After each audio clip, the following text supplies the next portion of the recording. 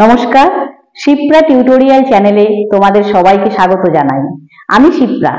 আমার আজকে আলোচ্য বিষয় হলো তোমাদের ষষ্ঠ শ্রেণীতে আছে ইতিহাসের সঙ্গে ভূগোলের কি সম্পর্ক। এটা খুবই মজার বিষয়। ইতিহাসের সঙ্গে ভূগোলের একটা অতি ঘনিষ্ঠ সম্পর্ক আছে। প্রত্যেক দেশের ইতিহাস তার গতি প্রকৃতি নির্ভর বহুল পরিমাণে তার ভৌগোলিক পরিবেশের দ্বারা নিয়ন্ত্রিত হয়।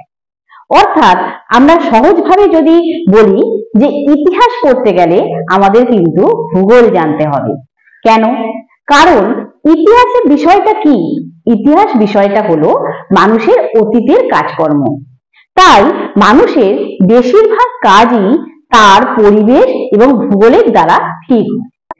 ধরো, নদীর ধারে যারা বাস করে তাদের রোজকার জীবনে নদীর গুরুত্ব অনেক বেশি থাকবে। আবার যারা মরু অঞ্চলে বাস করে তাদের জীবনে কিন্তু নদীর গুরুত্ব অনেক কম থাকবে। এবার যারা নদীর ধারে বাস করে তারা তাদের যাতায়াতের মাধ্যম হিসাবে নৌকাকে ব্যবহার করে।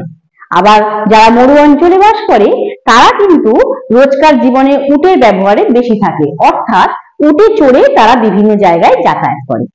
এবার আমরা যদি নদীমাতৃক অঞ্চল বলতে আমরা যদি পশ্চিমবঙ্গকে বোঝাই, তাহলে পশ্চিমবঙ্গের যানবাহনের ইতিহাসে নৌকার ব্যবহার জানা যাবে।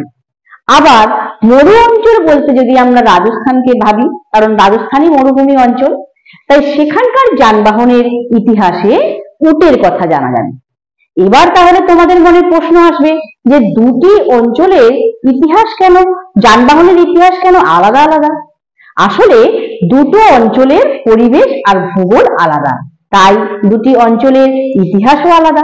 আবার দেখো, পশ্চিমবঙ্গ সেটা হচ্ছে সমতল জায়গা, তাই সেখানে ধান চাষ বেশি হয়, আর তাই সেখানকার মানুষদের প্রধান খাদ্য হচ্ছে ভাত, বেশি পরিমাণে তারা ভাতটা খেতে পারে। আবার রাজস্থান সেটা একটা মরুভূমি অঞ্চল, সেখানে কিন্তু ধান চাষ বেশি হয় না, তাই স্বভাবতই তারা ভাত বেশি খেতে পারে না, রুটিটাকে তারা প্রধান খাদ্য হিসাবে ব্যবহার করে বা খায়।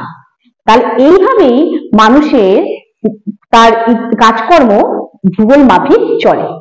তাই কেন, কোথায়, কিভাবে আমরা আস্তে আস্তে সভ্যতার দিকে, উন্নতির দিকে এগিয়েছি তার ইতিহাস জানতে গেলে সেই সব অঞ্চলের ভৌগোলিক পরিবেশটাও আমাদের কিন্তু জানা প্রয়োজন।